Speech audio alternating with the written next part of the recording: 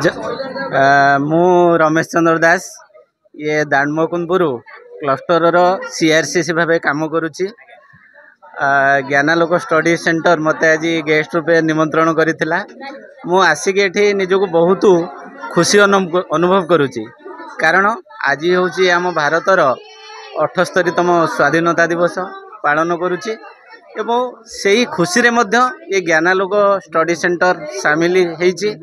एथिरे जेतिकी मु अनुभव कली शैक्षिक सहशैक्षिक आमर जातीय शिक्षा नीति 2020 रे जहाँ अच्छी holistic development body mind spirit सामग्रिक विकास रे ये सामिल रहउची एवं सबु पिलांकु अंशग्रहण करने को सुजोग दउची एवं एठारे जो फैकल्टी माने अछंती जो टीचर्स माने अछंती तांकर डेडिकेशन देखि भारी खुशी लगुची। पिला मानकु वेल ट्रेन करी कि पढ़ुछंती एवं केवल जे तांकर बुद्धिमत्ता विकास पाउची ता नु भल चरित्र मध्य एठी गठन करूछंती। मु जेति समय एठी बसी रहिली बा देखि ऑब्जर्व कली समस्ते बहुत श्रृंखलित थिले एवं बहुत सहयोगी थिले एवं समस्त भितर गोटे परोपकार गुण थिबार जना पड़ुची, जोटा कि समाज में बर्तमान निहाती आवश्यक।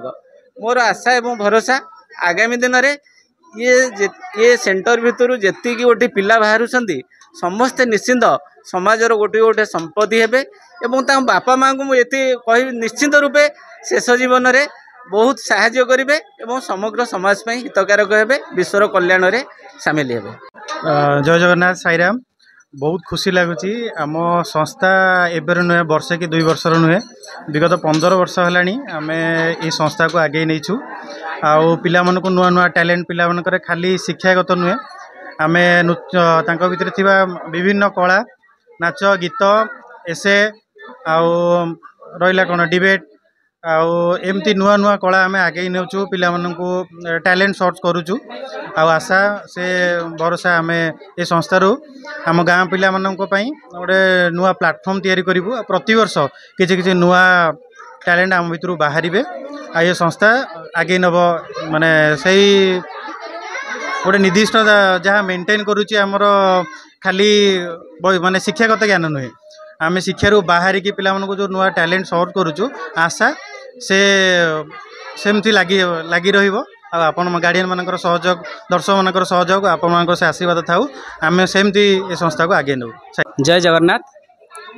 यह आमर ज्ञानलोक स्टडी सेंटर दाणमकुंदपुर द्वितीय वार्षिक उत्सव जहाँकि आम 2021 मसीह एक करूँ वार्षिक उत्सव। यह आमर द्वितीय वार्षिक उत्सव आउ आम यही उत्सव विभिन्न प्रकार प्रोग्राम को परिवेषण करूँ। आज आपण माने खाली देखिले नाच गीत एक्टिंग ता पूर्वर आम डिबेट क्विज एसे फूडिंग अनेक प्रकार प्रोग्राम आम आगुरी कर नहीं जो थे कृतकार्य कर बहुत पिला माने सेमानंकर प्राइज आज नहीं जाइछंती। आउ आमे एठाकू मुख्य आम अतिथि सी आम अतिथि नुह सी आम मुरबी सी ये संस्थार संस्थापक जे रमेश सार आम समस्तंकर प्रिय रमेश सार सार तो कहले सार बड़पण यहाँ जे कि सार गेस्ट हिसाब से आसते ना सार गेस्ट नुह सार होउछंती आमर गुरुजन सार होउछंती संस्थार मूल मूल बिंदु सार होउछंती आमर मुख्य अतिथि तासह आमर अशोक सार से मध्य थिले आमर गेस्ट आउ मंदाकिनी मैडम से मध्य थिले आमर guest Gopabandhu memorial high school रो से 2 जन आगधाड़ी टीचर तांको द्वारा आपण देखिले तांको द्वारा प्राइज डिस्ट्रीब्यूशन हैला आउ जो पिला माने सबु भलो कार्यक्रम रे भलो करिथिले सेमानंकु सर्टिफिकेट सह मेडल दिया गला मध्य आउ ये नाच